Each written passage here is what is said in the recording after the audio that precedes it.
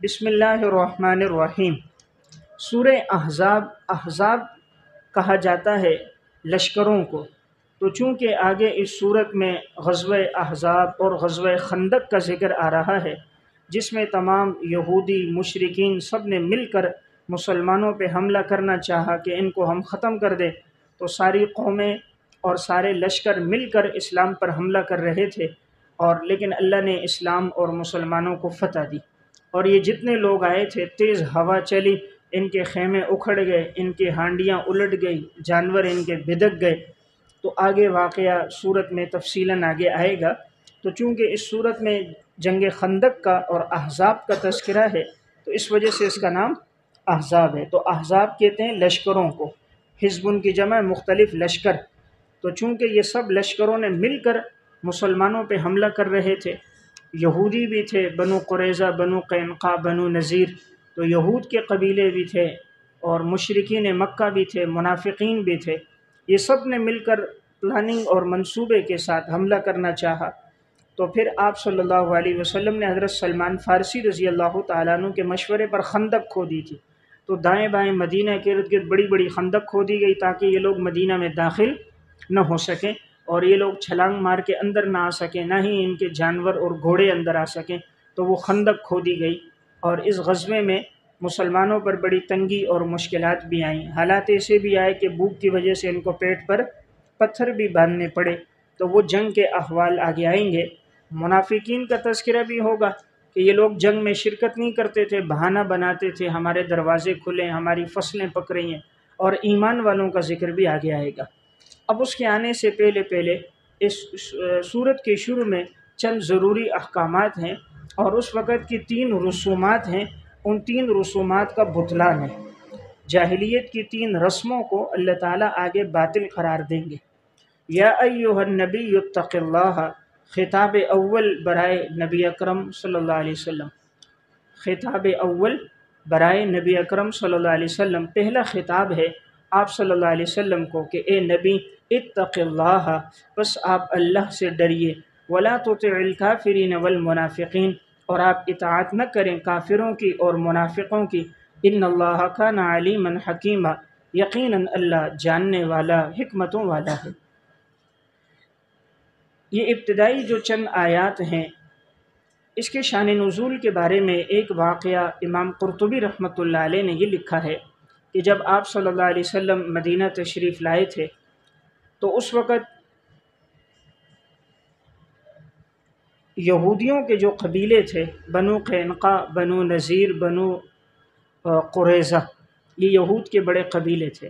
تو یہود کے قبیلوں کے جو لوگ تھے وہ آپ صلی اللہ علیہ وسلم کے پاس آئے۔ رسول اللہ صلی اللہ علیہ وسلم چاہتے تھے کسی طرح یہ لوگ ایمان لے کر آ گئے، ایمان لے کر آئے، آپ ان کو دعوت دیتے رہتے تھے۔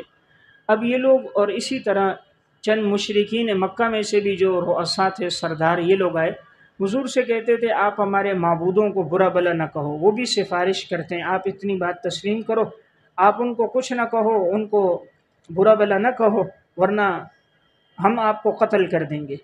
تو اسی طرح یہ یہودی بھی دھمکیاں دیتے تھے کہ آپ اس طرح نہ کرو ورنہ اس کا انجام اچھا نہیں ہوگا، ورنہ اس کے نتائج آپ کے سامنے آ جائیں گے۔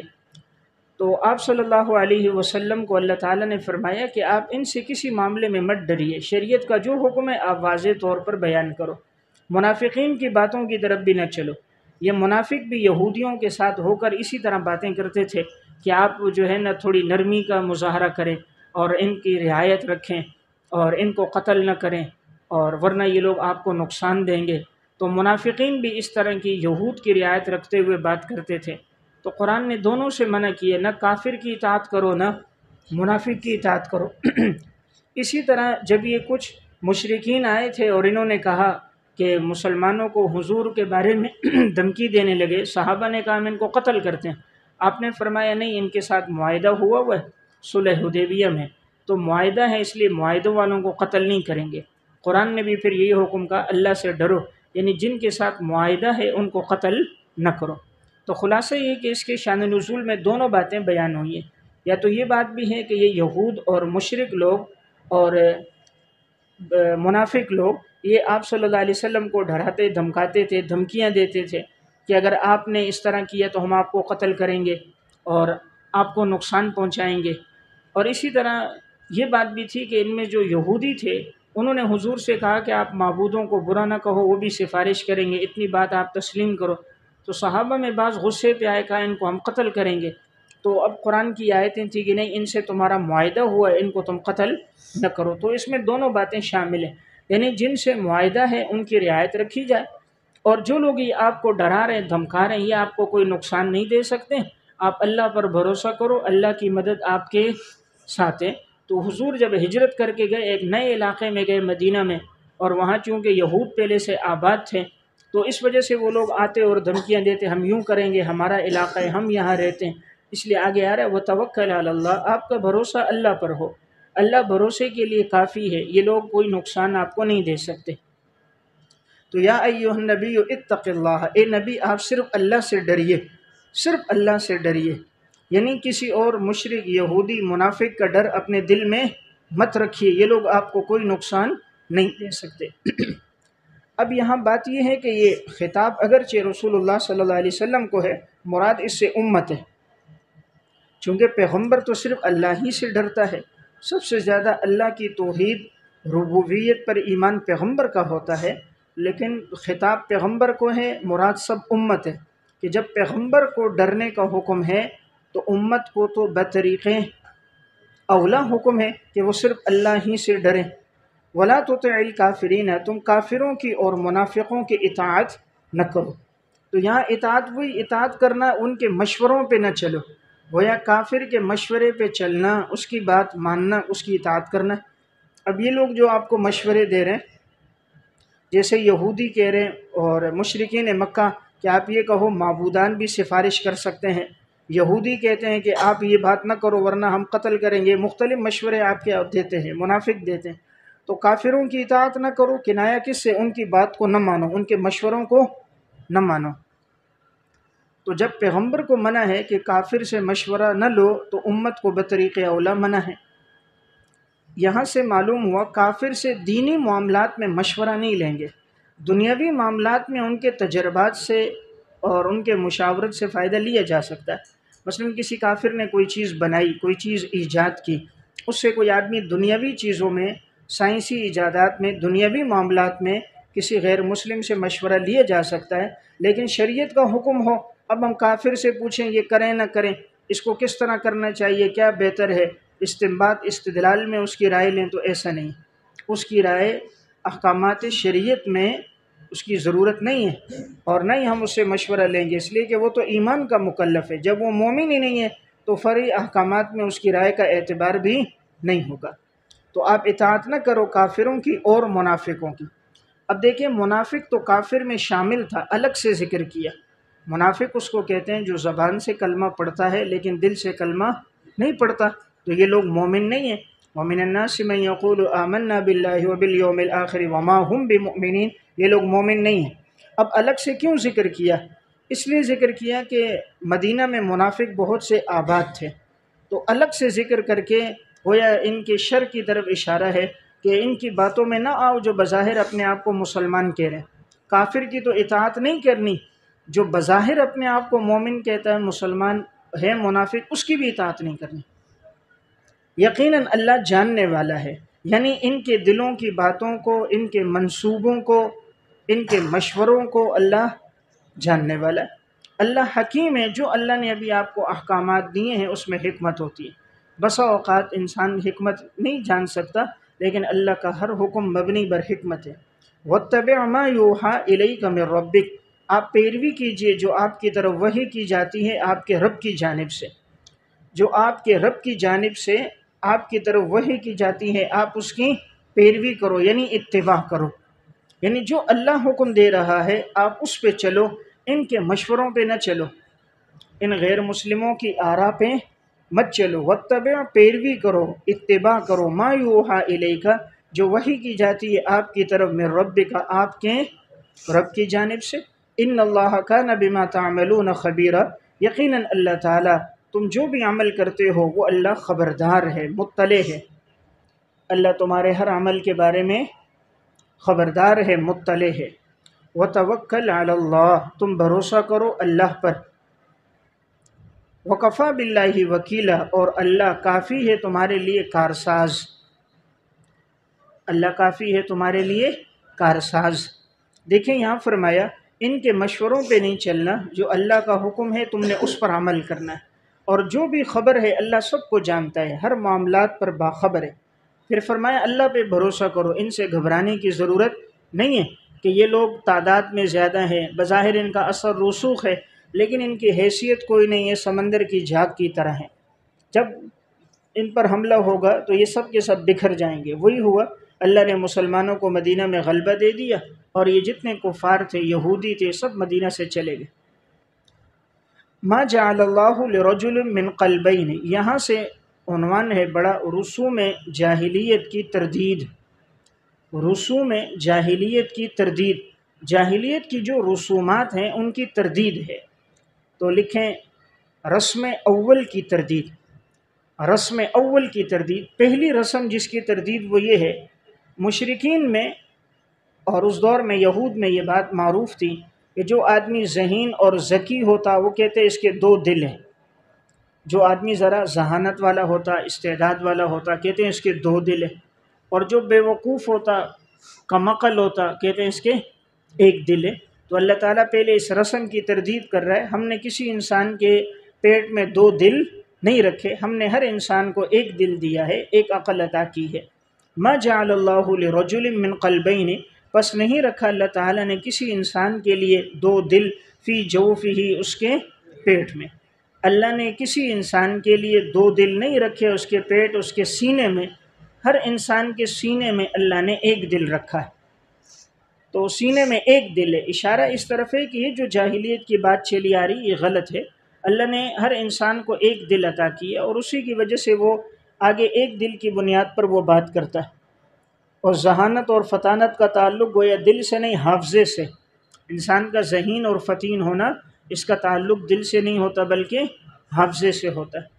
وما جعل ازواجکم اللائی، پس نہیں بنایا اللہ تعالیٰ نے تمہاری بیویوں کو، اللائی تظاہرون منہن، وہ بیویاں جن کے ساتھ تم زہار کرتے ہو، نہیں بنایا ان کو امہاتکم، تمہاری حقیقی مائیں، نہیں بنایا ان کو تمہاری حقیقی مائیں۔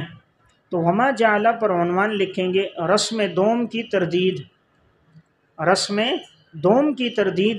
دوسری رسم کی تردید کیا ہے کہ زہار کرنے سے بیوی حقیقی ماں کی طرح نہیں ہوتی، زہار کرنے سے بیوی جو ہے وہ سمجھتے تھے حقیقی ماں کی طرح ہوتی اور پوری زندگی حلال نہیں ہوتی، تو جواب یہ ہے کہ وہ زہار کرنے سے حقیقی ماں کی طرح نہیں ہوتی بلکہ وہ بعد میں حلال ہو جاتی ہے، یعنی جب اس کی عدت پوری ہو جائے گی اور زہار کیا ہے تو اس کا کفارہ دے دے گا، تو اس کے بعد وہ بیوی حلال ہو جائے گی، ہمیشہ کے لیے حرام نہیں ہوتی۔ زمانہ جاہلیت میں رسم یہ تھی کہ اگر کوئی آدمی اپنی بیوی کو یہ کہتا انت کظہر علیہ امی، کہ تو میرے اوپر اس طرح ہے جیسے میری ماں کی پشت ہے، جیسے میری ماں کی پیٹھ ہے، یعنی جیسے میری ماں میرے اوپر حرام ہے اس طرح تو بھی میرے اوپر حرام ہے، تو جاہلیت میں جو اس طرح کہہ دیتا تو زندگی بھر کے لیے وہ بیوی اس پہ حرام ہو جاتی، یعنی وہ کبھی بھی حلال نہیں ہوتی تھی۔ اسلام نے یہ بتایا کہ اس طرح کہنے سے طلاق بائن تو ہو جائے گی لیکن ہمیشہ کے لیے حرام نہیں ہوگی بلکہ زہار کا کفارہ دے گا، وہ آپ سورہ مجادلہ میں تفصیل پڑھو گے تو زہار کا کفارہ دے دے گا، وہ 60 مسکینوں کا کھانا کھلانا ہوتا ہے، 2 مہینے کے روزے رکھنے ہوتے ہیں، غلام آزاد کرنا ہے، تو سب سے پہلے اس میں غلام کی آزادی ہے، اور اگر کوئی غلام آزاد نہیں کر سکتا پھر اس کے لیے حکم ہوتا ہے کہ وہ 60 مسکینوں کو 2 مہینے مسلسل روزے رکھے، اور اگر 2 مہینے مسلسل روزے بھی وہ نہ رکھ سکے تو پھر اس کے لیے 60 مسکینوں کو کھانا کھلانا ہوتا ہے۔ تو یہ تفصیل انشاءاللہ آپ کے سامنے سورہ مجادلہ میں 28ویں سپارے میں آئے گی۔ والذین یظاہرون من نسائہم، جو لوگ زہار کرتے ہیں اپنی بیویوں کے ساتھ، ثم یعودون لما قالوا، پھر وہ لوٹتے ہیں اس طرف جو انہوں نے کہا، فتحریر رقبۃ من قبل ان یتماسا، پس وہ غلام آزاد کریں گے بیوی کو چھونے سے پہلے، اور آگے آ رہا ہے فمن لم یجد، اگر وہ غلام نہ پائیں، فصیام شہرین متتابعین من قبل ان یتماسا، پھر وہ مسلسل 2 مہینے روزے رکھیں گے بیوی کو چھونے سے پہلے۔ اور فَمَن لَّمْ يَسْتَطِعْ، اور اگر کوئی اس کی بھی طاقت نہ پائے، فَإِطْعَامُ 60 مسکینہ، تو وہ کھانا کھلائے گا 60 مسکینوں کو۔ ذَلِكَ لِتُؤْمِنُوا بِاللَّهِ وَرَسُولِهِ، پس یہ کہ تم ایمان لے کر آؤ اللہ اور اللہ کے رسول پر۔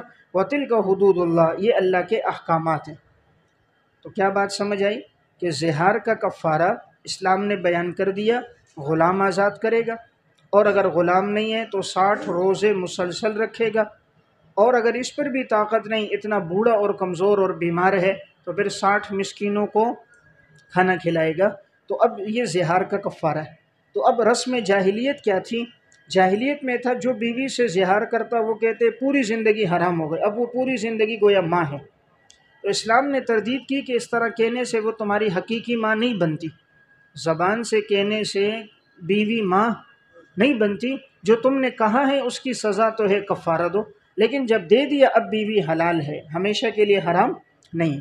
تو وما جعل ازواجکم اللائی، پس نہیں ہے تمہاری بیویاں، وہ بیویاں اللائی، وہ بیویاں تظاہرون منہن امہاتکم، جن کے ساتھ تم زہار کرتے ہو وہ نہیں ہے تمہاری حقیقی مائیں، نہیں ہے تمہاری امہاتکم حقیقی مائیں، یعنی جس بیوی کے ساتھ تم زہار کرو اس کو کہو انتی کظہر علی امی، وہ تمہاری حقیقی ماں کہنے سے نہیں بنے گی۔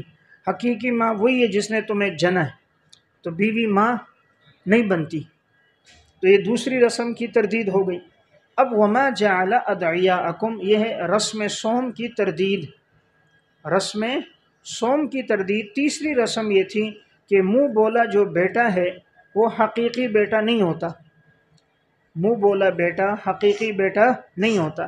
جاہلیت میں رسم یہ تھی کہ اگر کوئی آدمی کسی کو اپنا بیٹا کہہ دیتا، کوئی کہہ دیتا یہ میرا بیٹا ہے، یا اس کی پرورش کرتا، اپنے پاس رکھتا، تو یہ کہنے سے وہ حقیقی بیٹا ہو جاتا، یعنی اب گویا میراث میں بھی شریک ہوتا۔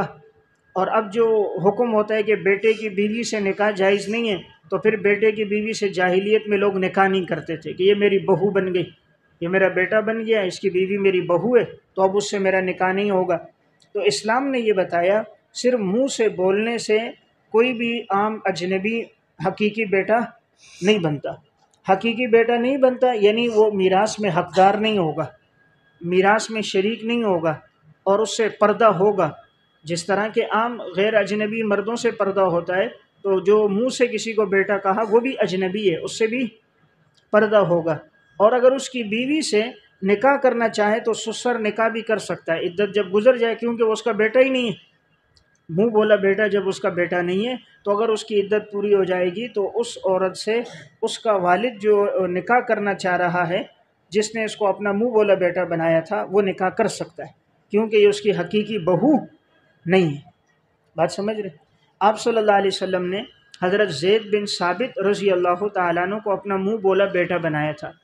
حضرت زید زمانہ جاہلیت میں غلام تھے، تو اب یہ ان کو کسی نے پکڑ کے اور آگے آ کر فروخت کر دیا۔ حضرت حکیم بن حزام رضی اللہ تعالیٰ عنہ نے خریدا، انہوں نے پھر حضرت ختیجہ رضی اللہ تعالیٰ عنہ کو دیا، حضرت ختیجہ کے رشتہ دار تھے یہ۔ پھر ام المومنین حضرت ختیجہ نے یہ آپ صلی اللہ علیہ وسلم کو ہبہ کر دیا تھا۔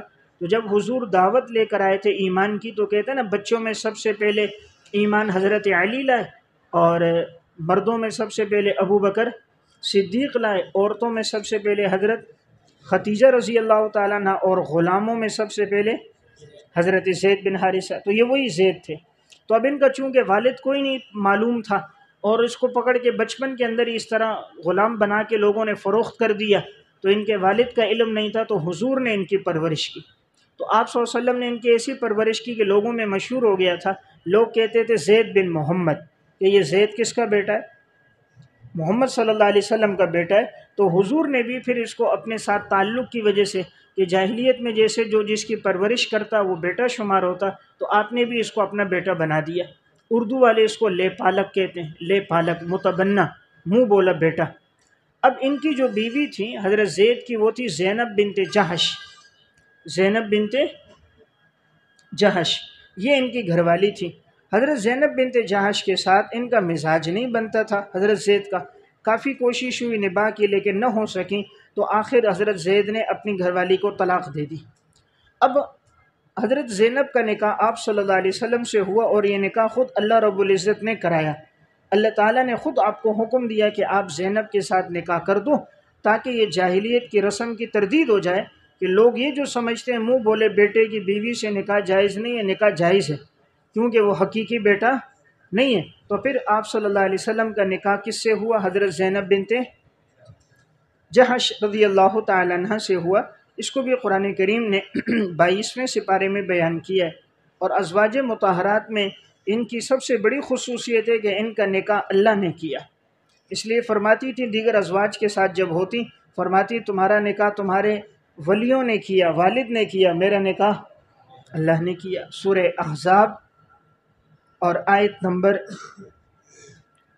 37، فلما قضا زید منها وطرا، پس جب حضرت زید نے اپنی حاجت اور ضرورت کو پورا کر دیا، زوجناکہا، ہم نے آپ کے ساتھ حضرت زینب کا نکاح کرا دیا، لکی لا یکون علی المؤمنین حرج، تاکہ ایمان والوں کے لیے اس معاملے میں کوئی حرج نہ ہو، فی ازواج ادعیائہم، اپنے منہ بولے بیٹوں کی بیویوں کے ساتھ نکاح کرنے کے معاملے میں، اذا قضوا منہن وطرا، جب وہ اپنی حاجت اور ضرورت کو پورا کر لیں۔ بات سمجھ گئے؟ اب یہاں پر آپ صلی اللہ علیہ وسلم نے کس سے نکاح کیا؟ زینب بنت جحش سے۔ وہ کس کی بیوی تھی؟ حضرت زید کی۔ تو اب زید بن حارثہ حضور کے منہ بولے بیٹے تھے۔ تو جب یہ نکاح ہوا تو مشرکین نے اس کو اب ایک طوفان بنا دیا، یہودیوں نے، دیکھو بھئی اس پیغمبر نے تو اپنے بیٹے کی بیوی کے ساتھ نکاح کر دیا، وہ تو نکاح نہیں ہوتا۔ تو قرآن کی ان آیات میں اس رسم کی تردید ہوئی کہ منہ بولا بیٹا بیٹا نہیں ہوتا، تو اس کی جو بیوی ہے وہ اجنبی ہے۔ تو جب وہ اجنبی ہے، جیسے اور اجنبی عورتوں سے نکاح ہو سکتا ہے، اس سے نکاح بھی جائز ہے۔ تو اللہ تعالیٰ نے پیغمبر کا یہ نکاح کرا کر اس رسم کا بطلان کر دیا۔ تو اسی طرح آج کے دور میں بھی سنیں، بعض لوگ جو ہے کہتے ہیں جی اس کو میں نے اپنا بیٹا بنایا، یہ میرا بھائی ہے، اس کو ہم نے اپنا چچا بنایا، یہ ہمارا ماموں، یہ ہمارا کزن ہے۔ تو یہ کزن اور یہ چچا اور یہ بیٹا اسلام میں نہیں ہے، اس سے وہی پردہ ہوگا جیسے عام اجنبی سے۔ اب بیٹا بنا لیتے ہیں، وہ گھر کے اندر داخل ہو رہا ہے، گھر کے اندر بہنیں ہیں، عورتیں ہیں، بچیاں ہیں، بیوی ہے، اب وہ اس سے کچھ پردہ نہیں کرتے، نہیں یہ تو ہمارا بھائی ہے، اس کو تو ہم نے بھائی بولا ہے۔ عورت کہتی ہے میں نے اس کو بھائی بولا، وہ کہتے ہیں میں نے اس کو بہن بولا۔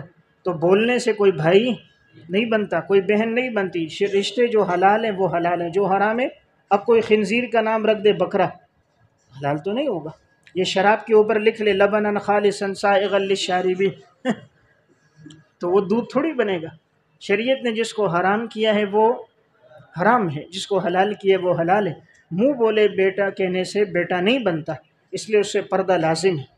یہ زیادہ تر بعض اردو اسپیکنگ میں یہ ہوتا ہے جی ہمارا بھائی ہے، گھر کے اندر آتا ہے جاتا ہے، پھر وہی بھائی بدبخت کیا کرتا ہے، اس کی بیٹی کو بھگا کے لے جاتا ہے، بیوی کو لے جاتا ہے، پھر کورٹ میرج کرتا ہے، پھر یہ ساری زندگی روتا ہے۔ تو تیرے ساتھ یہی حشر ہونا تھا جب تو شریعت کے احکامات پہ نہیں چلا۔ تو ہر ایک آدمی کے ساتھ نفس اور شیطان موجود ہے۔ جس اللہ نے انسان کو پیدا کیا وہ اللہ انسان کی مزاج اور انسان کی فطرت اور خواہشات سے واقف ہے۔ جو اللہ نے حکم دیا ہے اس میں حکمت ہے، اس لیے بہرحال جو پردے کا حکم ہے اس میں حکمت ہوتی ہے۔ تو اب یہ تیسری رسم کا بطلان ہے، وَمَا جَعَلَ أَدْعِيَاءَكُمْ، پس نہیں بنایا تمہارے ادعیاء لے پالکوں کو، منہ بولے بیٹے، تمہارے منہ بولے بیٹوں کو نہیں بنایا، ابناءکم حقیقی بیٹا، پس نہیں ہے تمہارے منہ بولے بیٹے، اردو والے کہتے ہیں لے پالک، پس نہیں ہے تمہارے لے پالک یعنی منہ بولے بیٹے نہیں ہیں، ابناءکم تمہارے حقیقی بیٹے، ذالکم قولکم بافواہکم، پس یہ تمہارا کہنا ہے تمہارے اپنے منہ سے، یہ تمہارا کہنا ہے تمہارے اپنے منہ سے، منہ سے کہہ رہے ہو، افواہ یعنی صرف تمہاری منہ کی باتیں ہیں، اس سے تمہارا وہ بیٹا نہیں بنتا۔ واللہ یقول الحق، اللہ تعالیٰ حق بات کہتا ہے، وہو یہدی السبیل، اور اللہ تعالیٰ تمہاری رہنمائی کرتا ہے سیدھے راستے کی طرف۔ دیکھیں اس آیت میں فرمایا منہ بولا جو بیٹا ہے وہ تمہارا حقیقی بیٹا نہیں، اس لیے ابناءکم کے نیچے کیا لکھیں گے؟ حقیقی بیٹا، ابناءکم حقیقی بیٹا، کہ تمہارا جو منہ بولا بیٹا ہے وہ تمہارا حقیقی بیٹا نہیں ہے۔ ذالکم قولکم، یہ تمہارا کہنا ہے تمہارے منہ سے، یہ تمہاری منہ کی باتیں ہیں۔ اللہ جو بات کہتا ہے وہ حق ہے، اور اللہ تمہاری رہنمائی کرتا ہے سیدھے راستے کی طرف۔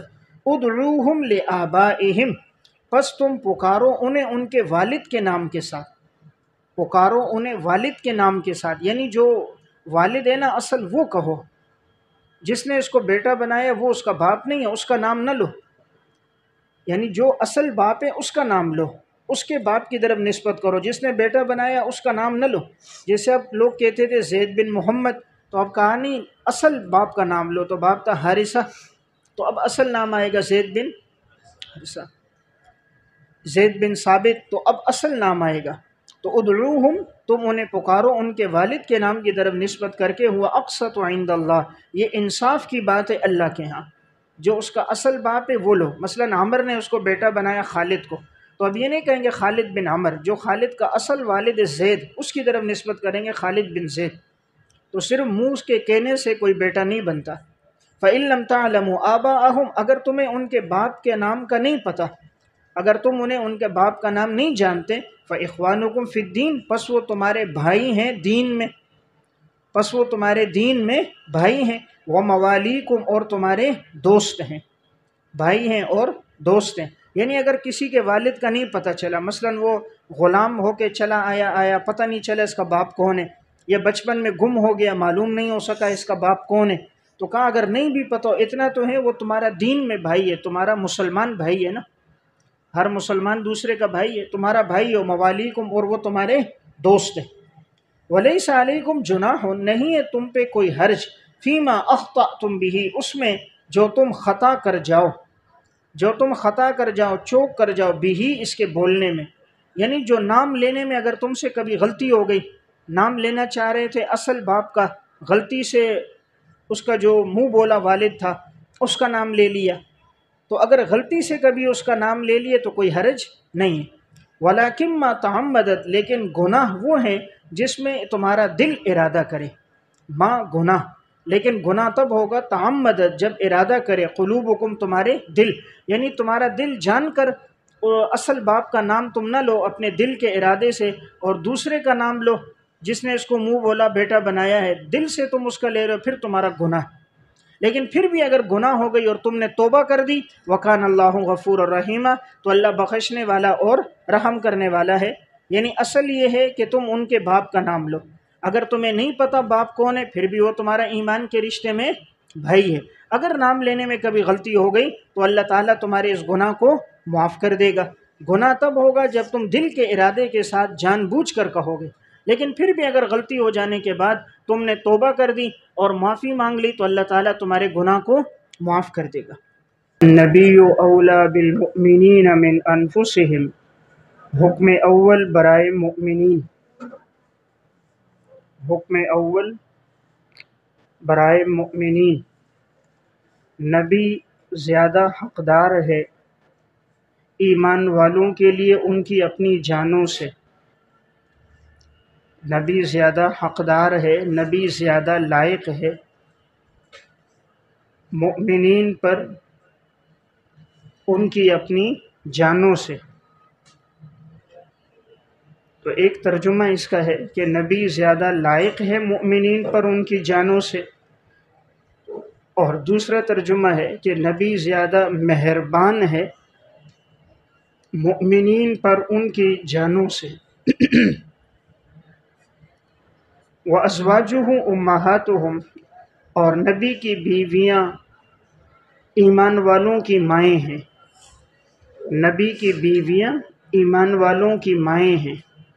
وَأُولُو الْأَرْحَامِ بَعْضُهُمْ أَوْلَى بِبَعْضٍ، اور قرابت والے، ارحام قرابت والے رشتہ دار، بعض حق رکھتے ہیں دوسرے بعض کے لیے، بعض حق رکھتے ہیں، حقدار ہیں دوسرے بعض کے لیے اللہ کی کتاب میں، اللہ کی کتاب میں بریکٹ میں اللہ کے حکم میں، من المؤمنین والمہاجرین، ایمان والوں میں سے اور مہاجرین میں سے۔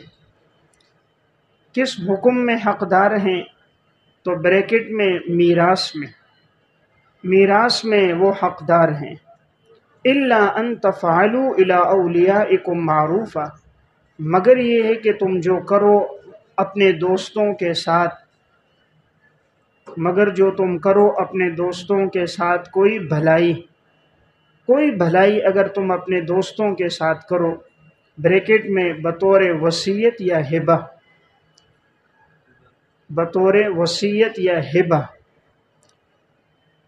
کان ذالک فی الکتاب مستورا، پس یہ بات اللہ کی کتاب میں لکھی ہوئی ہے۔ اللہ کی کتاب میں بریکٹ میں قرآن کریم یا لوح محفوظ،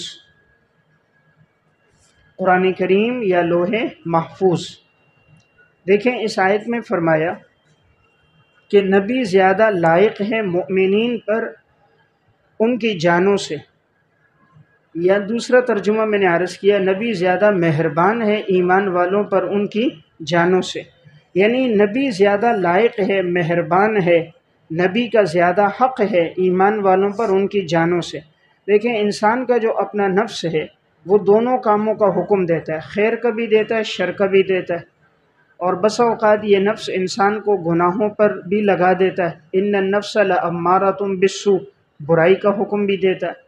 لیکن پیغمبر جو ہوتا ہے وہ صرف اور صرف خیر اور ہدایت کا حکم ہی دیتا ہے۔ تو پیغمبر کا درجہ اور پیغمبر سے محبت ایمان والوں کے لیے اپنی جانوں سے زیادہ ہے، یعنی جتنی انسان کو اپنی جان سے محبت ہے، ایمان تب مکمل ہوتا ہے جب اسے پیغمبر سے زیادہ محبت ہو۔ جیسے حدیث میں لا یؤمن احدکم حتی اکون احب الیہ من والدہ وولدہ والناس اجمعین، تم میں سے کوئی آدمی اس وقت تک مسلمان نہیں ہوگا جب تک اسے مجھ سے محبت اپنے والدین سے زیادہ، اپنی اولاد سے زیادہ اور تمام انسانوں سے زیادہ مجھ سے محبت نہ ہو، وہ مسلمان نہیں ہوگا۔ تو یہاں جو معنی میں نے عرض کیا کہ نبی زیادہ مہربان ہے ایمان والوں پر ان کی جانوں سے، یعنی نبی سے محبت، نبی سے تعلق زیادہ ہونا چاہیے بنسبت اپنے نفس کے۔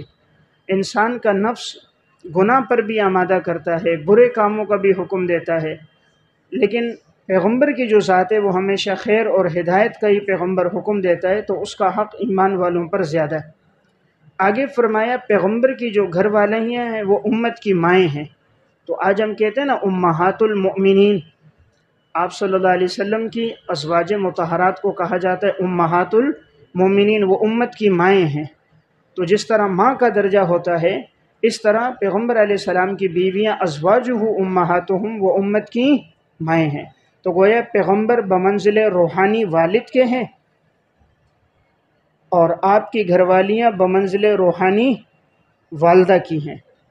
وَأُولُو الْأَرْحَامِ بَعْضُهُمْ، اور قرابت والے رشتہ دار یہ زیادہ حق رکھتے ہیں دوسرے بعض کے اللہ کے حکم میں، ایمان والوں میں سے، مہاجرین میں سے۔ ابتدا میں حکم یہ تھا جب تک میراث کے تفصیلی احکامات نہیں آئے تھے تو جو قرابت والے رشتہ دار ہوتے آپس میں ایک دوسرے کا ان کے لیے حق ہوتا اور ان کا حصہ مقرر ہوتا، ایک دوسرے کو دیتے۔ بعد میں جب میراث کے تفصیلی احکامات شریعت نے بیان کر دیے اور ہر ایک کا حصہ مقرر کر دیا، فلاں کا اتنا حصہ ہے، فلاں کا اتنا حصہ ہے، اب کوئی آدمی اپنی مرضی سے کسی کے لیے حصہ مقرر نہیں کر سکتا۔ وصیت کرنا بھی چاہے تو 1/3 مال میں، 1/3 مال میں وہ اپنی وصیت نافذ کرے گا، باقی جو پھر مال ہوگا وہ مرض الموت میں اس سے زیادہ کی وصیت اس کی نافذ نہیں ہوگی، 1/3 کی ہوگی۔ مگر یہ ہے کہ تم اگر کرنا چاہو اپنے دوستوں کے ساتھ کوئی بھلائی، اگر بھلائی یعنی میں نے عرض کیا بطور وصیت کے ان کو دینا چاہو یا ہبہ، اگر کوئی آدمی بھلائی کرنا چاہ رہا ہے، کسی کو دینا چاہ رہا ہے، ہبہ کے طور پہ دے سکتا ہے، وصیت کرے کہ فلاں کو دیا جائے تو اس کو دیا جائے گا، لیکن وصیت ورثہ کے لیے جائز نہیں ہے۔ حدیث میں ہے لا وصیت لوارث، وارث کے لیے وصیت کرنا جائز نہیں، تو وارث کے لیے تو آدمی نہیں کرے گا، البتہ اس کے علاوہ وہ اگر کوئی رشتہ دار، دوست، احباب ہیں ان کے لیے وصیت کرے تو وہ کر سکتا ہے۔ اب یہ تمام احکامات اللہ کی کتاب میں لکھے ہوئے ہیں، تو اللہ کی کتاب یعنی قرآن کریم میں یا لوح محفوظ میں یہ تمام احکامات اور تفصیلات موجود ہیں۔ وَإِذْ أَخَذْنَا مِنَ النَّبِيِّينَ، خطاب دوم، اور جب ہم نے لیا تمام نبیوں سے وعدہ، اور آپ سے بھی وعدہ لیا، وَمِن نُوحٍ وَإِبْرَاهِيمَ وَمُوسَىٰ، اور نوح علیہ السلام سے، ابراہیم علیہ السلام سے، موسیٰ علیہ السلام سے اور عیسیٰ ابن مریم سے، وَأَخَذْنَا مِنْهُمْ مِيثَاقًا غَلِيظًا، اور ہم نے لیا ان سے بڑا پختہ وعدہ، ہم نے ان سے پختہ عہد اور وعدہ لیا، لِيَسْأَلَ الصَّادِقِينَ عَنْ صِدْقِهِمْ، تاکہ وہ اللہ سوال کرے سچوں سے ان کی سچائی کے بارے میں، سچوں سے ان کی سچائی کے بارے میں، وَأَعَدَّ لِلْكَافِرِينَ عَذَابًا أَلِيمًا، اور تیار کیا ہے کافروں کے لیے دردناک عذاب۔ دیکھیں ان دو آیتوں میں فرمایا کہ ہم نے انبیاء علیہ السلام سے وعدہ لیا اور آپ سے بھی وعدہ لیا، اور پیغمبروں کے نام ذکر کیے ہیں۔ یہاں 5 انبیاء علیہ السلام کا تذکرہ ہے، ایک نبی من کا رسول اللہ صلی اللہ علیہ وسلم، نمبر 2 نوح علیہ السلام، نمبر 3 ابراہیم علیہ السلام، نمبر 4 موسیٰ علیہ السلام، نمبر 5 عیسیٰ علیہ السلام۔ ان 5 پیغمبروں کو کہتے ہیں اولو العزم انبیاء، اولو العزم، اولو العزم یعنی بڑے مرتبے والے، بڑے درجے اور مقام والے، بڑے بڑے پیغمبر جن کا مقام مرتبہ اللہ کے ہاں زیادہ بلند ہے، تو اولو العزم انبیاء۔ تو ہم نے انبیاء علیہ السلام سے یہ وعدہ لیا، اور ہم نے ان سے وعدہ لیا پختہ وعدہ، تاکہ اللہ تعالیٰ جو سچے لوگ ہیں اللہ ان کو سچائی کا بدلہ دے گا، اور جو کافر لوگ ہیں جنہوں نے ایمان نہیں لایا ان کے لیے دردناک عذاب ہوگا۔ یا ایھا الذین آمنوا اذکروا نعمت اللہ، حکم دوم برائے مؤمنین، حکم دوم، دیکھیں پہلے تھا نا حکم اول برائے مومنین، پہلا حکم تھا کہ پیغمبر کی جان زیادہ حقدار ہے ایمان والوں کے لیے اپنے نفسوں سے، اب یہ حکم دوم برائے مؤمنین۔ نیچے لکھیں غزوہ احزاب کا بیان، غزوہ احزاب کا بیان۔ غزوہ احزاب اختصار کے ساتھ میں عرض کر رہا ہوں تاکہ آنے والی آیات کا معنی اور مفہوم آپ کو سمجھ آئے۔ احزاب حزبن کی جمع ہے، اور حزب لشکر کو کہتے ہیں۔ جب آپ صلی اللہ علیہ وسلم مدینہ تشریف لائے تو پہلی جو جنگ ہوئی مشرکین کے ساتھ وہ جنگ بدر تھی سن 2 ہجری میں، دوسری جنگ ہوئی جنگ احد سن 3 ہجری میں، اس کے بعد سن 4 ہجری میں یہ جنگ ہوئی جسے خندق بھی کہتے ہیں، احزاب بھی، اور بعض اہل علم اور اہل سیر کی رائے یہ ہے کہ یہ سن 5 ہجری میں ہوئی ہے، تو 4 یا 5 ہجری میں یہ جنگ ہوئی ہے، اس کو جنگ احزاب بھی کہتے ہیں اور جنگ خندق۔ اس جنگ کے اندر یہ جتنے مشرکین تھے، یہود تھے اور کفار تھے، منافق تھے، سب نے مل کر حملہ کیا۔ مدینہ کے یہودی مشرکین مکہ کے پاس مکہ گئے، ان سے کہا دیکھو یہ پیغمبر جو آپ کی طرف سے ہجرت کر کے ہمارے پاس آیا ہے تو ہم چاہتے ہیں کسی طرح اس کی دعوت کو اور اس کو ختم کر دیں، یہ تمہارے معبودان کو بھی برا بھلا کہتا ہے، تمہیں بھی پریشان کرتا ہے، ہمیں بھی، تو اس لیے بہتر ہے کہ ان کا خاتمہ کر دیا جائے، تم سب مل کر آؤ تاکہ اکٹھے ہم حملہ کریں، یہ جتنے مسلمان ہیں ان کو ہم ختم کر دیں۔ تو اب جتنے وہاں پر مشرکین آباد تھے سب نے وعدے کیے، مسجد حرام میں آئے، غلاف کعبہ پکڑ کے کہا کہ ہم سب مدد کریں گے، آپ کے ساتھ ہر قسم کا تعاون ہوگا۔ یہودیوں سے کہا کہ ہم لشکر لے کے آ رہے ہیں۔ اب یہ مشرکین مکہ لشکر لے کر آئے تو تقریباً ان لوگوں کا جو لشکر تھا 4000 افراد پر تھا، جس میں 1000 گھوڑے تھے اور اونٹ تھے اور 300 گھوڑے تھے، تو 1000 اس میں اونٹ تھے اور 300 اس میں گھوڑے موجود تھے۔ تو اب یہ لشکر وہاں سے روانہ ہو گیا، تو جب یہ لشکر یہاں پہنچا تو ادھر دوسری طرف اس وقت جو لوگ آباد تھے ان لوگوں کے اندر یہودی بھی تھے، تو یہ یہودی بھی اکٹھے ہو گئے۔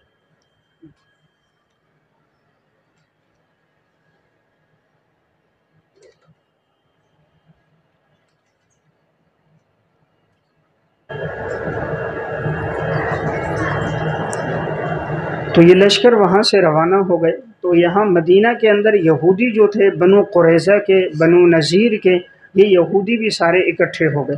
مدینہ میں جو منافق لوگ تھے یہ لوگ بھی سارے آ گئے۔ اب یہ تقریباً لشکر 12000 افراد پر تھا، اور بعض تاریخی روایات سے معلوم ہوتا ہے 14000، تو 14000 لوگ یہ تھے، اور ادھر مسلمان صرف 3000 تھے، اور مسلمانوں کے پاس اونٹ، گھوڑے، ساز و سامان بھی بہت کم تھا، اس لیے کہ یہ لوگ ہجرت کر کے جب مکہ سے آئے تھے تو ان کا جتنا سامان تھا، جو ان کی جائیداد، جو مکانات تھے، وہ سب تو مکہ میں رہ گئے۔ للفقراء المہاجرین الذین اخرجوا من دیارہم، گھروں سے جب نکالے گئے تو یہ فقیر تھے، ان کے پاس ابھی کچھ نہیں تھا، تو اب یہ سارا ساز و سامان مکہ میں رہ گیا۔ تو مسلمانوں کے پاس ہتھیار بھی کم تھے، اونٹ اور گھوڑے بھی کم تھے، اور تعداد بھی کم تھی، اور یہ اتنا بڑا لشکر ادھر 12 یا 14 ہزار افراد پر مشتمل تھا، اور یہ سب نے یک بارگی ہو کر حملے کا ارادہ کر کے مدینہ میں داخل ہونے لگے۔ اس لیے جنگ کا نام احزاب ہے، لشکر اکٹھے ہوئے، سارے لشکر آ گئے۔ آپ صلی اللہ علیہ وسلم نے اب صحابہ کرام سے مشورہ کیا کہ بھئی تمہاری کیا رائے ہے، کس طرح لڑنا چاہیے، اس لیے کہ ان کی تعداد تو زیادہ ہے۔ حضرت سلمان فارسی رضی اللہ تعالیٰ عنہ نے رائے دی، انہوں نے کہا یا رسول اللہ خندق کھود لیتے مدینہ کے ارد گرد، تاکہ یہ لوگ مدینہ میں داخل نہیں ہو سکیں گے، چونکہ خندق کو پار کرنا یہ گھوڑے یا اونٹ کا کام نہیں ہوتا، اگر کوئی گھوڑا پار کرنا چاہے گا خندق میں گر جائے گا، افراد بھی نہیں پار کر سکیں گے، چھلانگ لگانا آسان کام نہیں ہے۔ صحابہ اکرام سے رائے لی، صحابہ نے بھی کہا ٹھیک ہے، لیکن اب خندق کھودنا بھی بڑا مشکل کام، اس دور میں نہ کرینے ہیں اور نہ آلات موجود ہیں، اور اب خندق بھی کھودی جا رہی ہے کدالوں کے ساتھ، بیلچوں کے ساتھ، اور دن بھی آگے کم ہے، لشکر بھی پہنچ گیا۔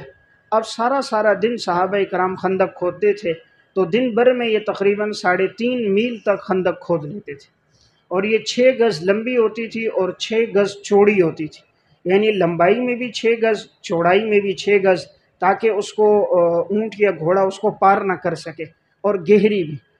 اب یہ خوب خندق کھودتے، پھر سارا دن وہ مٹی لے کر اٹھا کر کناروں پہ ڈالتے۔ اب اس میں آپ صلی اللہ علیہ وسلم بھی بنفس نفیس خود شریک ہوئے، حضور بھی خود خندق کھودتے تھے، یہاں تک کہ حالات ایسے آئے آپ علیہ السلام کے جسم پر بھی گرد و غبار اور مٹی ہوتا تھا۔ اب ایسی بھوک اور فقر کا وقت آ گیا، کھانے کے لیے تو کچھ تھا نہیں، صحابہ اکرام نے اپنے پیٹ پر بھی پتھر باندھے، اور جب آپ صلی اللہ علیہ وسلم کے پاس گئے تو حضور کے پیٹ پر بھی 2 پتھر بندھے ہوئے تھے، یعنی ایک بھوک کی حالت، اور اوپر خندق کھودنا بھی مشکل، عرب کی تپتی ہوئی گرمی، اور ادھر اب اتنا بڑا لشکر حملہ کرنے کے لیے آ رہا ہے، اس کا بظاہر ایک طبی طور پہ خوف بھی تھا۔ حضرت جابر بن عبداللہ رضی اللہ تعالیٰ عنہ کہتے ہیں میں نے یہ حالت دیکھی تو مجھ سے دیکھا نہ گیا کہ حضور نے اتنے دن ہے کچھ کھایا بھی نہیں، تو یہ اپنے گھر گئے، گھر والی سے کہا کچھ ہے، اس نے کہا ایک چھوٹا بکری کا بچہ ہے اور جوں ایک سا ہے، اس کے علاوہ کچھ نہیں۔ انہوں نے کہا جوں کو پیس لو، بکری کا بچہ میں ذبح کرتا ہوں، تم سالن بناؤ، تو میں رسول اللہ صلی اللہ علیہ وسلم کو اور چند ایک کو بلا لوں گا، آپ علیہ السلام نے چند دنوں سے کھایا نہیں۔ تو انہوں نے کہا ٹھیک ہے بلاؤ، لیکن زیادہ لوگوں کو نہیں بلانا، اس لیے کہ بکری کا چھوٹا بچہ اور تھوڑا سا سالن بنے گا تو چند افراد کھائیں گے۔ حضرت جابر بن عبداللہ آئے، آپ صلی اللہ علیہ وسلم کو بتایا، رسول اللہ صلی اللہ علیہ وسلم نے فرمایا بھائی جابر نے دعوت کی ہے، چلو سارے خندق والوں سے کہا چلو، اب 3,000 کا لشکر ہے اور یہاں چھوٹا سا بکری کا بچہ ہے۔ حضرت جابر کہتے ہیں میں وقتی طور پہ پریشان تو ہوا، بھائی اتنے سارے آدمی کیسے کھائیں گے، لیکن پھر میں نے سوچا کہ انشاءاللہ جب آپ صلی اللہ علیہ وسلم نے فرمایا اللہ کی نصرت ہوگی۔ اب یہ دوڑتے ہوئے گھر آئے، اپنی گھر والی کو خبر دی، گھر والی نے کہا تم نے حضور کو بتایا تھا کہ بکری کا بچہ چھوٹا سا ہے اور تھوڑا سا سالن ہے؟ کہا میں نے بتایا تھا۔ تو اس دور کی جو عورتیں تھیں ان کا بھی پختہ ایمان تھا، انہوں نے کہا جب تم نے بتایا ہے تو انشاءاللہ اللہ کی مدد ہوگی، اللہ کی مدد آئے گی، پریشان ہونے کی ضرورت نہیں۔ اب اللہ کی طرف سے نصرت تھی۔ حضور نے فرمایا جب تک میں نہیں آؤں گا تم نے ہانڈی نیچے نہیں اتارنی، اور جب تک میں نہ آؤں روٹیاں نہیں پکانی۔ جب آپ صلی اللہ علیہ وسلم آئے، آپ نے اپنا لعاب دہن ہانڈی میں ڈالا اور فرمایا اس سے سالن دیتے رہو، ہانڈی کو چولہے سے نیچے نہیں اتارو، اور اس طرح لعاب دہن آٹے میں ڈالا، کہا اس سے اب روٹیاں پکاؤ۔ تو انصار کی عورتیں جمع ہو گئی، روٹیاں پکانا شروع ہو گئی، ادھر سالن تقسیم ہونا شروع ہو گیا، تو تقریباً 3,000 سے زائد افراد نے پیٹ بھر کے کھانا کھا لیا، لیکن جب دیکھا گیا تو سالن اسی طرح دیچکے میں موجود تھا۔ تو یہ خندق کے موقع پر آپ صلی اللہ علیہ وسلم کا پھر ایک دو نہیں، کافی آپ کے معجزات اس موقع پہ ظاہر ہوئے۔ جب آپ صلی اللہ علیہ وسلم کدال مار رہے تھے تو یہ منافق لوگ جمع ہو گئے، اور حضور نے ایک کدال ماری تو وہ جیسے پتھر پہ لگی ایک چنگاری اٹھی، تو حضور نے فرمایا میں فارس کے محلات کو دیکھ رہا ہوں کہ انشاءاللہ یہ فتح ہوں گے۔ پھر آپ نے دوسری کدال ماری تو ایک چنگاری اٹھی، آپ نے فرمایا میں اس میں روم کے محلات کو دیکھ رہا ہوں کہ انشاءاللہ یہ فتح ہوں گے۔ پھر آپ نے تیسری کدال ماری اور چنگاری اٹھی، آپ نے کہا میں اس میں یمن کے محلات کو دیکھ رہا ہوں، یہ فتح ہوں گے۔ اس وقت جو منافق لوگ تھے انہوں نے مذاق شروع کر دیا، مسلمان کے پاس کھانے کے لیے کچھ نہیں ہے، پہننے کے لیے لباس نہیں، کھانے کے لیے کچھ نہیں، جسم پہ پتھر باندھے اور لڑائی کر نہیں سکتے، اور فتح کس کو کریں گے؟ روم اور فارس کو۔ اس دور کی ایٹمی طاقت روم اور فارس تھی، جیسے آج ایٹمی طاقت لوگ کہتے ہیں امریکہ اور روس ہے۔ تو لیکن اللہ نے پھر حضور کی یہ پیشن گوئی پوری فرمائی، اور حضرت عمر رضی اللہ تعالیٰ عنہ کے دور میں روم بھی فتح ہوا اور فارس بھی فتح ہوا۔ جو حضور نے فرمایا تھا وہ پیشن گوئیاں خلفائے راشدین کے دور میں مکمل ہو گئیں۔ تو یہ خندق کا موقع بڑا مشکل موقع تھا، سردی بہت زیادہ تھی، اتنی زیادہ سردی تھی اب ان کے پاس کپڑے بھی نہیں ہیں کہ اپنے جسم کو ڈھک سکیں، کھانا پینا بھی نہ ہو، لباس بھی نہ ہو، تو بڑے مشکل موقع تھا، اور خندق بھی اتنی گہری کھودنی تھی۔ اب یہ منافق لوگ آگے بات آ رہی ہے، ان سے جب کہا جاتا تھا بھئی آؤ، تو یہ لوگ کہتے ہیں ہمارے گھر کھلے ہوئے، ہمارے گھر کھلے ہوئے، ہماری دیواریں چھوٹی چھوٹی ہیں، تو اگر ہم شریک ہوں گے تو کہیں ایسا نہ ہو یہ مشرکین مکہ کا لشکر آ رہی ہے، ہمارے گھروں میں داخل ہو جائیں گے، ہمارا سامان چوری کریں گے، ہمارے گھر کھلے ہوئے، حضرت ہم شریک نہیں ہو سکتے، ہمیں رخصت دے دو۔ تو یہ منافق لوگ سارے اپنے گھروں کو چلے گئے، عین موقع پہ سب نے ساتھ چھوڑ دیا۔ یعنی پہلے تو کہا کہ ہم آپ کے ساتھ ہیں، اور جب عین جنگ شروع ہونے لگی تو یہ سب منافق چلے گئے کہ ہمارے تو گھر کھلے ہوئے ہیں اور ہماری فصلیں بالکل تیار ہیں، ہم آپ کا ساتھ نہیں دے سکتے۔ تو مسلمانوں کے وقتی طور پہ حوصلے اور بھی کمزور ہو گئے کہ عین اس وقت کے اندر جب کوئی جنگ میں ساتھ چھوڑ دے، جبکہ تعداد پہلے سے بھی کیا ہو، کم ہو۔ تو لیکن آپ صلی اللہ علیہ وسلم نے فرمایا نہیں، اللہ کی نصرت اور مدد آئے گی۔ آگے انشاءاللہ آیات میں بات آ رہی ہے۔ کیفیت یہ تھی کہ ابتدا کے اندر اذ زاغت الابصار، یعنی آنکھیں ٹیڑھی ہو گئی تھیں، کھلی کی کھلی رہ گئی تھی، وبلغت القلوب الحناجر، اور کلیجے منہ کو آ گئے تھے، یعنی ایسا خوف ہو گیا تھا، آنکھیں کھلی رہ گئیں، اتنا بڑا لشکر ہے کیسے ہوگا؟ پھر اللہ تعالیٰ نے آسمان سے فرشتے بھیجے۔ اب یہ فرشتے نیچے اترے، یہ لڑے تو نہیں، لیکن انہوں نے کفار پہ رعب ڈال دیا۔ کفار نے دیکھا مسلمانوں کی اتنی بڑی تعداد ہے، اتنے سارے، جب وہ فرشتے ان کو نظر آنے لگے انسانی روپ میں تو ان پر خوف طاری ہو گیا۔ تو اللہ نے جیسے قرآن میں بھی ہے سنلقی فی قلوب الذین کفروا الرعب، ہم نے کافروں کے دلوں میں رعب ڈال دیا۔ دوسرا اللہ تعالیٰ نے تیز و تند ہوا بھیجی، آگے بات آئے گی، اللہ نے آندھی بھیجی ہے، فارسلنا علیہم ریحا، تیز آندھی آئی رات کو، ایسی تیز آندھی آئی کہ جتنے ان کے خیمے تھے سارے اکھڑ گئے، ہانڈیاں ساری الٹ گئیں، جانوروں کی رسیاں ٹوٹ گئیں، جانور سارے بھاگ گئے اور بدک گئے، یہ آپس میں ٹکرانے لگے۔ اب انہوں نے کہا بھئی بھاگو، سردی بہت ہے، آندھی بہت ہے، طوفان ہے، تو یہ سارے کے سارے لشکر وہاں سے پسپا ہو کر بھاگ کے آ گئے، تو اللہ تعالیٰ نے مسلمانوں کو فتح عطا فرما دی۔ تو ابتدا کے اندر حالت ایسی تھی، بڑے مشکل موقع تھا، لیکن اللہ تعالیٰ کی نصرت اور مدد آئی۔ تو آنے والے رکوع میں یہی واقعہ تفصیلاً آ رہا ہے، یا ایھا الذین آمنوا اذکروا نعمت اللہ علیکم، اے ایمان والو تم یاد کرو اللہ کی نعمت کو جو تم پر ہے، اللہ کے جو نعمت اور انعامات احسانات تم پر ہیں وہ یاد کرو۔ اللہ کے احسانات کون سے؟ اذ جاءتکم جنود، پس جب چڑھ آئے تھے تم پر لشکر، جاءتکم چڑھ آئے، چڑھ آنا آ جانا، جب لشکر چڑھ آئے تھے تم پر۔ دیکھیں جنود کا لفظ ہے لشکر، تو بریکٹ میں لکھیں عیینہ کا لشکر، عیینہ، عین ڈبل یا نون ہاں، عیینہ، عیینہ کا لشکر، ابو سفیان کا لشکر، اور یہود بنو قریظہ کا لشکر، یہود بنو قریظہ کا لشکر۔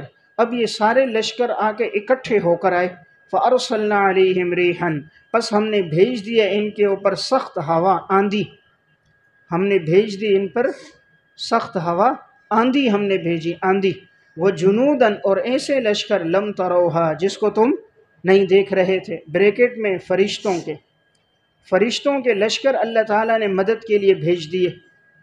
اب وہ عام لوگوں کو نظر نہیں آ رہے، لیکن وہ مسلمانوں کے لشکر کو بڑھا رہے ہیں، اور کفار پر ایک رعب پڑ گیا کہ اتنی کثرت کے ساتھ یہ موجود ہیں۔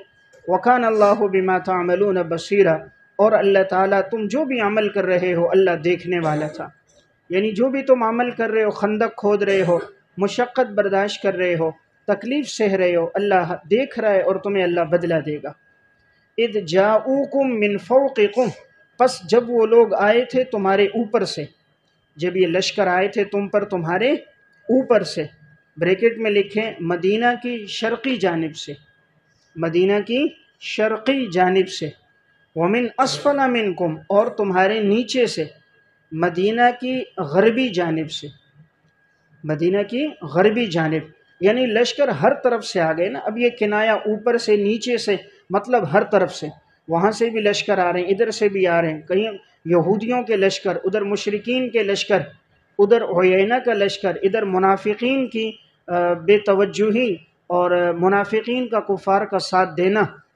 وَإِذْ زَاغَتِ الْأَبْصَارُ اور جب آنکھیں کھلی کی کھلی رہ گئی.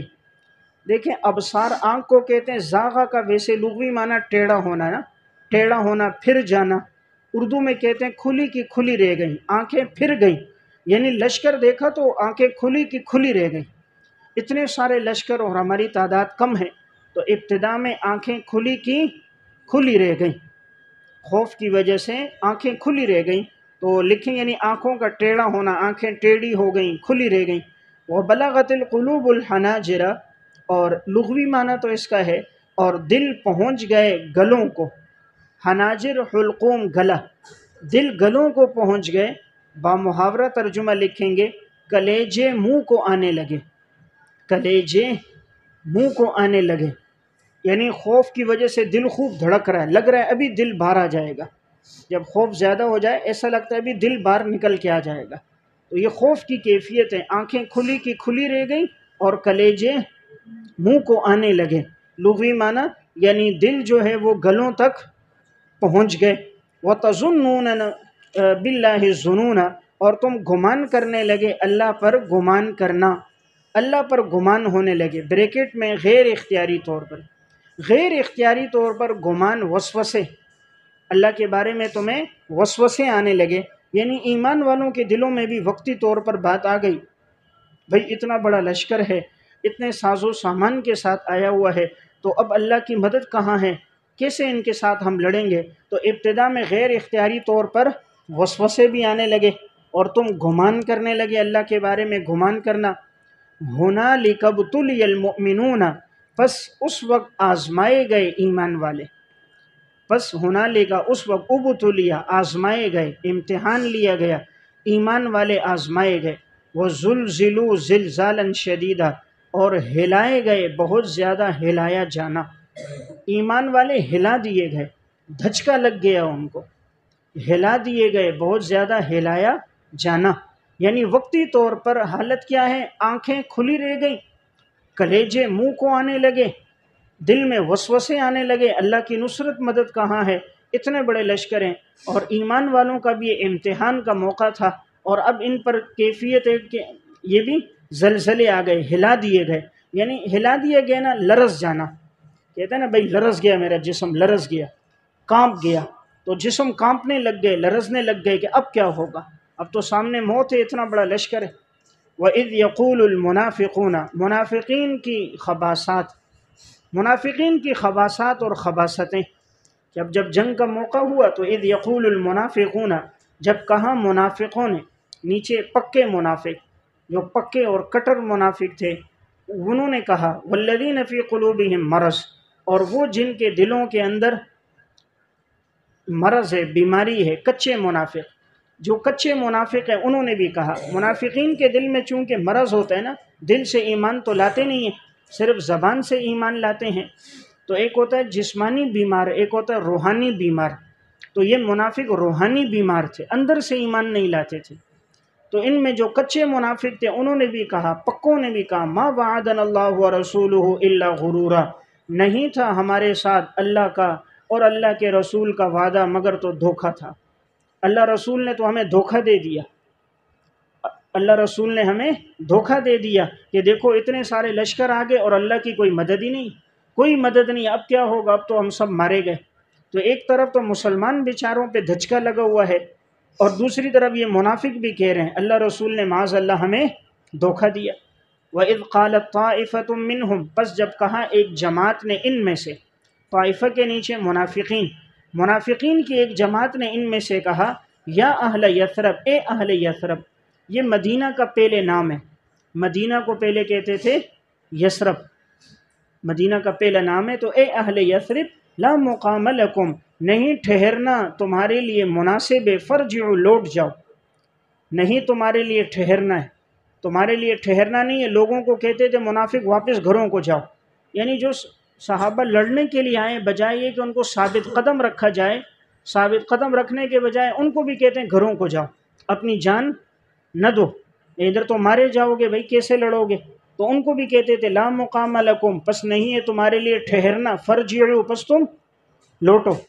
وَيَسْتَأْذِنُ فَرِيقٌ مِّنْهُمُ النَّبِيَّ پس اجازت طلب کرتے تھے ایک جماعت ان میں سے، ایک جماعت اجازت طلب کرنے آئی ان منافقین میں سے، منہم انہی منافقین میں سے کچھ لوگ نبی کے پاس، حضور کے پاس آئے، یقولون ان بیوتنا عورہ، کہنے لگے حضرت ہمارے گھر تو کھلے ہوئے ہیں، ہمارے گھر عورہ کھلے ہوئے ہیں، غیر محفوظ ہیں، ہمارے گھر کھلے ہوئے ہیں یعنی غیر محفوظ ہیں، ہمارے گھر کے سامنے دروازہ نہیں ہے، حضرت ہماری دیواریں چھوٹی چھوٹی ہیں، کہیں لشکر آ جائے چوری نہ کر دے، گھر میں داخل نہ ہو جائیں۔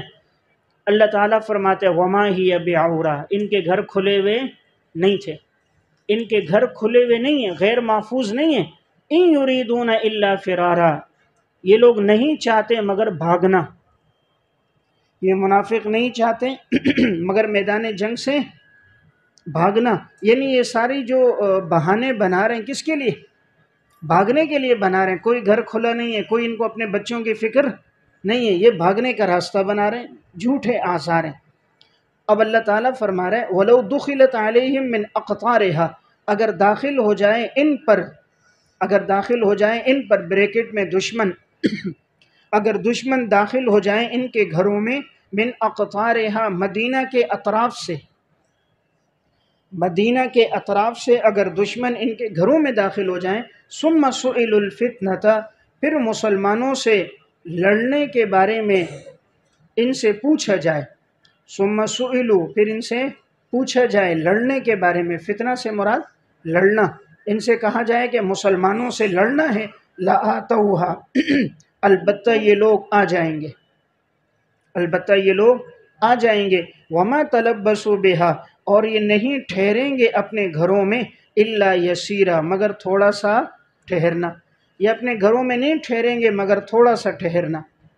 اس آیت میں اللہ تعالیٰ نے یہ فرمایا کہ بھئی دیکھو یہ لوگ تو ابھی کیا کہہ رہے ہیں، ہمارے گھر کھلے ہوئے ہیں اس لیے ہم جا رہے ہیں، لیکن اگر دشمن حملہ کرنے کے لیے مسلمانوں پہ آ جائے، مسلمانوں پہ حملے کے لیے سارے لوگ آ جائیں کہ مسلمانوں کو ختم کرنا ہے، تو یہی لوگ اپنے گھروں میں نہیں ٹھہریں گے مگر آئیں گے ان کفار کا ساتھ دیں گے، ساتھ دے کر مسلمانوں کو ختم کرنے کے لیے آئیں گے۔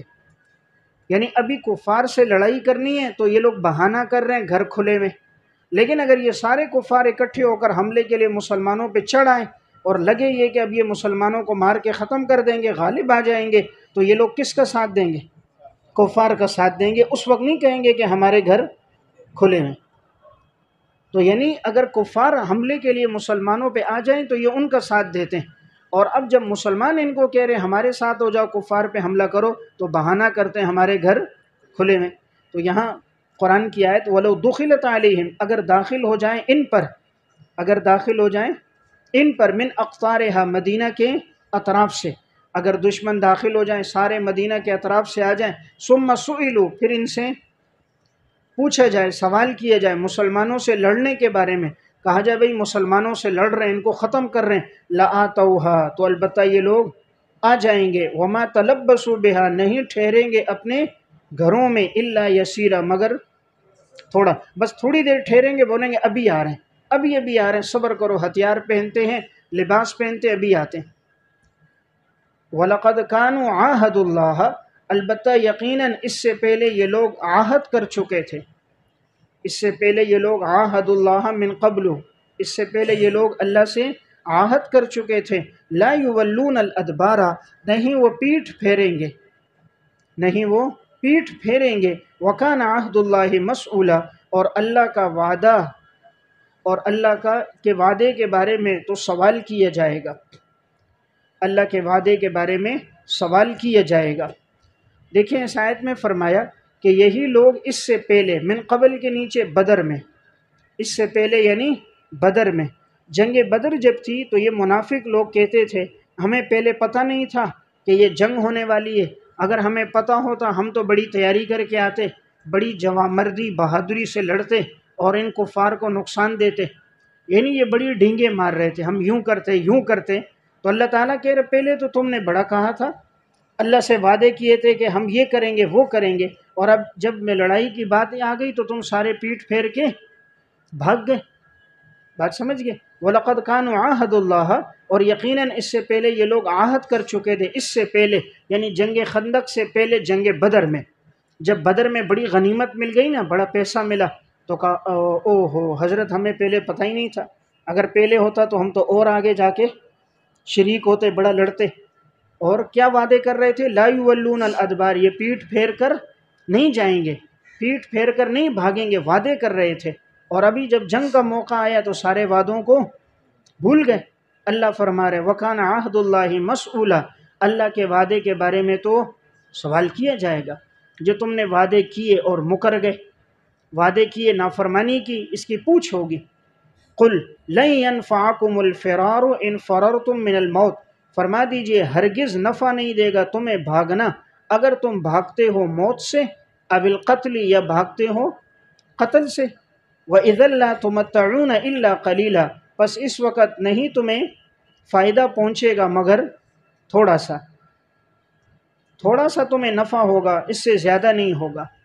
تُمَتَّعُونَ إِلَّا قَلِيلًا، اس کے نیچے بقیہ عمر مقدر، بقیہ عمر مقدر، بقیہ جو تقدیر میں عمر لکھی ہے اتنی عمر تمہیں فائدہ ہوگا، اس سے زیادہ تمہیں کوئی فائدہ نہیں ہوگا۔ دیکھیں اس آیت میں فرمایا تم لوگ جنگ سے کیوں بھاگ رہے ہو؟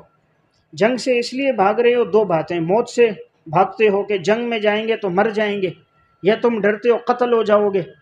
تو اللہ تعالیٰ نے فرمایا کہ جنگ سے بھاگنا، موت اور قتل سے، اس سے تم بچ نہیں سکتے۔ تو ابھی موت نہیں آئی، بعد میں تو موت آئے گی، تو موت تو یقینی بات ہے، تم موت سے نہیں بھاگ سکتے۔ وَإِذًا لَّا تُمَتَّعُونَ، تم نفع نہیں حاصل کرو گے مگر تھوڑا، یعنی وہی جو تمہاری عمر تقدیر میں لکھی ہے۔ تم اگر جنگ میں شریک نہ بھی ہو، تقدیر میں تمہاری عمر 40 سال لکھی ہے تو اتنی عمر ہوگی، بس یہ دنیا کی تھوڑی سی زندگی کا تم بظاہر نفع لے لو گے، لیکن آخر موت ہے، آخر موت ہے۔ ایک گاڑی کے پیچھے لکھا ہوا تھا آخر موت، یعنی جو کچھ بھی کرو آخر کیا ہوگا؟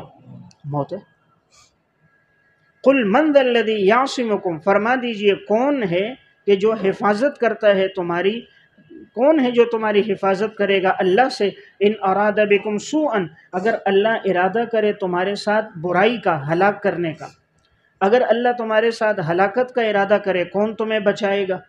او اراد بکم رحمتن، یا اگر وہ اللہ ارادہ کرے تمہارے ساتھ رحمت کا، رحمت کا ارادہ کرے یعنی تمہیں زندہ رکھنا چاہے، رحمت کے نیچے تمہیں زندہ رکھنا چاہے، کہ ارادہ کرے تمہیں کوئی تکلیف نہ پہنچے۔ وَلَا يَجِدُونَ لَهُم مِّن دُونِ اللَّهِ، پس نہیں وہ پائیں گے اللہ کے علاوہ ولیًا، نہ کوئی حمایتی، ولا نصیرا، نہ کوئی مددگار۔ اس آیت میں فرمایا کون ہے جو تمہیں اللہ سے بچائے اگر اللہ ارادہ کرے تمہارے ساتھ برائی کا، یعنی ہلاکت کا۔ اگر اللہ تمہیں ہلاک کرنا چاہے تو کوئی تمہیں بچا نہیں سکتا۔ اگر اللہ ارادہ کرے تمہارے ساتھ رحمت کا، رحمت سے مراد کیا ہے؟ تمہیں زندہ رکھے، بظاہر تمہیں زندہ رکھے، یا دنیا میں تمہیں کوئی تکلیف نہ پہنچے، دنیاوی اعتبار سے تمہارے لیے رحمت، تمہیں تکلیف نہ ہو، اور تمہاری زندگی جتنی لکھی ہوئی ہے اتنی زندگی تمہیں پہنچ جائے، تو کوئی اس کو روک نہیں سکتا اللہ کو۔ پس تم نہیں پاؤ گے اللہ کے مقابلے میں نہ کوئی حمایتی، نہ کوئی مددگار، نہ کوئی حمایتی، اس کے نیچے نفع پہنچانے والا، اللہ کے مقابلے میں کوئی حمایتی نفع پہنچانے والا، ولا نصیرہ، نقصان سے بچانے والا۔ ولیہ کے نیچے نفع پہنچانے والا، نصیرہ کے نیچے نقصان سے بچانے والا، پس نہیں اللہ کے مقابلے میں تمہیں کوئی نفع پہنچانے والا اور نہ کوئی نقصان سے بچانے والا، یعنی اللہ کے مقابلے میں نہ کوئی حمایتی ہے نہ کوئی مددگار ہے۔ تو اصل مدد اللہ کی مدد ہے۔ قد یعلم اللہ المعوقین منکم، یقیناً اللہ جانتا ہے روکنے والوں کو تم میں سے، معوقین روکنے والے، والقائلین لاخوانہم، اور کہنے والوں کو، کہنے والے جو اپنے بھائیوں سے کہہ رہے تھے ہلم الینا، آؤ ہماری طرف، آؤ ہماری طرف، ولا یأتون البأس، پس نہیں وہ آتے جنگ میں الا قلیلا، مگر بہت تھوڑا، نہیں وہ آتے جنگ میں مگر بہت تھوڑا سا، تھوڑے وقت کے لیے۔ تو عنوان لکھیں بیان بزدلی، بیان بزدلی، منافقوں کی بزدلی ایسی ہے، اللہ تعالیٰ نے فرمایا ان میں جانتا ہے اللہ روکنے والوں کو۔ یہ منافق جو تھے خود بھی نہیں جاتے تھے، اوروں کو بھی منع کرتے تھے۔ جو مسلمان ابھی جنگ میں شرکت کے لیے آئیں ایک ایک کے پاس جاتے، کہتے بھئی تمہیں معلوم ہے تمہارے پاس ہتھیار نہیں ہے، کیسے لڑو گے؟ اتنا بڑا لشکر ہے، اتنے گھوڑے، اتنے اونٹ، اتنی تلواریں، اتنا ساز و سامان، اپنے آپ کو مروانے جا رہے ہو؟ اللہ نے تمہیں عقل نہیں دی؟ جاؤ گھر جاؤ، دروازہ بند کر کے بیٹھ جاؤ، اللہ کا مدد اپنے پیغمبر کی خود کرے گا، ہم اس کے مکلف نہیں ہیں۔ تو لوگوں کو کیا کرتے تھے؟ معوقین روکتے تھے۔ تو اللہ فرما رہا ہے کہ تم میں جو روکنے والے تھے میں ان کو بھی جانتا ہوں، والقائلین، کہنے والے۔ اب بعض منافق اپنے بھائیوں سے کہہ رہے تھے ہلم الینا، ہمارے پاس آؤ، لوگوں کو کہتے بھئی ہمارے پاس آ جاؤ، ہمارے گھر میں ٹھہرو، ہم تمہیں کھانا پینا دیں گے، یہاں تو تم سارا دن خندق کھودتے ہو، مشقت برداشت کرتے ہو، چھوڑو ہمارے پاس آؤ، کھانا پینا بھی ملے گا۔ جیسے آج کا کافر بھی کہتا ہے یہودی بن جاؤ، عیسائی بن جاؤ، باہر کا ویزا بھی دیں گے اور دوشیزہ سے شادی بھی کروا دیں گے، جائیداد بھی دے دیں گے۔ تو اس دور میں بھی باطل یہی کہتا تھا، عورت اور زمین کے ذریعے، دولت کے ذریعے سے انسان کو بھٹکاتا تھا۔ تو یہ لوگ کہتے تھے آؤ ہمارے پاس۔ اللہ تعالیٰ فرما رہے یہ لوگ جنگ میں آنے والے نہیں ہیں مگر بہت تھوڑا سا، یعنی یہ لوگ میدان جنگ میں نہیں آتے، اگر کبھی آتے بھی ہیں نا صرف حاضری لگانے کے لیے کہ حضرت ہم حاضر تھے، آگے آئیں گے، حضرت موجود ہیں، حاضری لگائی اور بھاگ گئے۔ یا کبھی آئیں گے بھی غنیمت کے لیے، حاضری کے لیے آ جائیں گے، حاضری لگ جائے، پھر اگر غنیمت مل گئی تو سب سے آگے ہوں گے، حضرت ہم تو شریک تھے، دیکھیں ہم آپ کے سامنے آئے تھے، فلاں جگہ کھڑے تھے، ہاتھ ہلا رہے تھے، تو ہمارا غنیمت میں حصہ۔ اور اگر شکست ہو جائے تو پھر جاتے تھے مشرکین کفار کے پاس، دیکھو ہم تمہارے ساتھ ہیں اس لیے تو ہم نے ان کے ساتھ شرکت نہیں کی، اگر ہم ان کے ہوتے تو شرکت کرتے، ان کے ساتھ تو ہم نے شرکت ہی نہیں کی، ہم تو گھروں میں بیٹھ گئے تھے، تو ہم تو تمہارے ساتھ ہیں۔ اور ادھر اگر مسلمانوں کو فتح مل جاتی تو کہتے حضرت ہم تو تمہارے ساتھ تھے۔ تو یہ بولتے ہیں دو رخی پالیسی، دو رخی پالیسی، جدھر کی ہوا ادھر چلے۔ تو جہاں دیکھ رہے ہیں بھئی ہوا چل رہی ہے ادھر کی مسلمان کے ساتھ، ادھر کی کافروں کے ساتھ، اس لیے اللہ تعالیٰ نے ان کے بارے میں فرمایا ہے قرآن کریم میں ان کا کوئی ایمان، مذہب اور عقیدہ نہیں ہے، بس یہ جس طرف دیکھتے ہیں کوئی نفع ان کو نظر آتا ہے یہ لوگ اسی جانب ہو جاتے ہیں۔ مذبذبین بین ذالک لا الہ ہؤلاء ولا الہ ہؤلاء، یہ لوگ درمیان میں تذبذب والے ہیں، نہ یہ ان کی طرف ہے نہ ان کی طرف ہے۔ ومن یضلل اللہ فلن تجد له سبیلا، اسی لیے آگے ان کے بارے میں فرمایا ان المنافقین فی الدرک الاسفل من النار، اللہ تعالیٰ نے ان منافقوں کے لیے جہنم کا سب سے نچلا حصہ رکھا ہے۔ اشحۃ علیکم، پس یہ بخیل ہیں تم پر، پس یہ بخیل، اشحہ کا معنی بخیل، بخل، یہ بخیل ہیں تم پر۔ فَإِذَا جَاءَ الْخَوْفُ رَأَيْتَهُمْ، پس جب وہ دیکھتے ہیں کہ خوف، پس جب دیکھتے ہیں کہ خوف آیا، رَأَيْتَهُمْ، آپ دیکھو گے ان کو، يَنْظُرُونَ إِلَيْكَ، دیکھیں گے آپ کی طرف، تَدُورُ أَعْيُنُهُمْ، کہ چکرائی ہوئی ہوں گی ان کی آنکھیں، چکرائی ہوئی، گھومتی ہوں گی، گھوم رہی ہوں گی ان کی، گھومتی ہوں گی ان کی آنکھیں، کالذی یغشی علیہ الموت، جس طرح کہ وہ شخص کے جس کو ڈھانپ دیا گیا ہے موت سے، جس طرح کہ وہ جس کو ڈھانپ دیا گیا ہے موت سے۔ فَإِذَا ذَهَبَ الْخَوْفُ، اور جب خوف دور ہو جاتا ہے، جب خوف دور ہو جائے، چلا جائے، سَلَقُوكُمْ بِأَلْسِنَةٍ حِدَادٍ، پس یہ لوگ تانا دیتے ہیں تم کو تیز زبانوں سے۔ سَلَقُوكُمْ کا معنی چلانا ہے نا، یعنی چلاتے ہیں، بِأَلْسِنَةٍ زبانوں کو، حِدَادٍ تیز، تو تانا دیتے ہیں تم کو تیز زبانوں سے۔ ترجمہ لکھیں با محاورہ، تانا دیتے ہیں تم کو تیز زبانوں سے، تیز حداد کا ترجمہ ہے، اور سلقوکم کا مراد تانا دینا، زبان کو تیز چلاتے تھے۔ اشحۃ علی الخیر، حریص ہیں یہ مال غنیمت پر، اشحہ حریص ہیں، علی الخیر مال غنیمت، خیر سے مراد یہاں مال غنیمت پر۔ اولئک لم یؤمنوا، پس نہیں ہیں یہ لوگ ایمان لانے والے، پس اللہ نے ضائع کر دیا ان کے اعمال کو، اور یہ بات اللہ کے لیے بہت آسان ہے، یسیرہ آسان ہے۔ دیکھیں اس آیت میں فرمایا کہ یہ لوگ بخیل ہیں تم پر، یہ دل سے تم سے محبت کرنے والے بھی نہیں ہیں اور تم پر خرچ کرنے والے بھی نہیں ہیں، اور ان کی حالت یہ ہے، آپ دیکھو گے ان کو کہ جب خوف آتا ہے تو ان کی آنکھیں چکرا جاتی، جیسے کوئی خوف آ جائے، کوئی دشمن حملہ کرنے والا ہے، یا پتہ چل جائے کہ ہمارے نفاق پر پیغمبر علیہ السلام مطلع ہو جائیں گے، یا کفار کو ہمارے نفاق کا پتہ چلے گا، تو جب خوف آ جائے، ایسی کیفیت ہو، تو ان کی آنکھیں چکرا جاتی، ڈر جاتے ہیں۔ دیکھیں کافر اور منافق بزدل ہوتا ہے، اور جو موحد ہوتا ہے نا وہ طاقتور ہوتا ہے، وہ ڈرتا نہیں ہے۔ منافق اور کافر جو پیسے کے لیے لڑتا ہے وہ کیا ہوتا ہے؟ بزدل ہوتا ہے۔ تو ان کی آنکھیں جو ہیں وہ چکرائی ہوئی ہوتی ہیں، ایسا لگتا ہے جیسے کہ موت نے ان کو ڈھانپ دیا ہے۔ تدور اعینہم، گھوم رہی ہیں، چکرا رہی ہیں آنکھیں، گویا کہ ڈھانپ دیا گیا ہے ان پر موت نے ان کو۔ اور جب یہ خوف چلا جاتا ہے تو سلقوکم بالسنۃ، تانے دیتے ہیں تمہیں تیز زبانوں کے ساتھ، تیز زبانوں کے ساتھ، تیز تیز زبان چلاتے ہیں۔ اشحۃ علی الخیر، اور یہ لوگ حریص ہیں مال غنیمت پر، یعنی مسلمانوں کے ساتھ ان کی یہ کیفیت ہے۔ اور اولئک لم یؤمنوا، اللہ کے ساتھ کیا معاملہ ہے؟ اللہ کے ساتھ یہ معاملہ کہ یہ لوگ ایمان لے کر نہیں آئے، اس لیے اللہ نے ان کے اعمال کو ضائع کر دیا، اور یہ معاملہ اللہ کے لیے بہت آسان ہے۔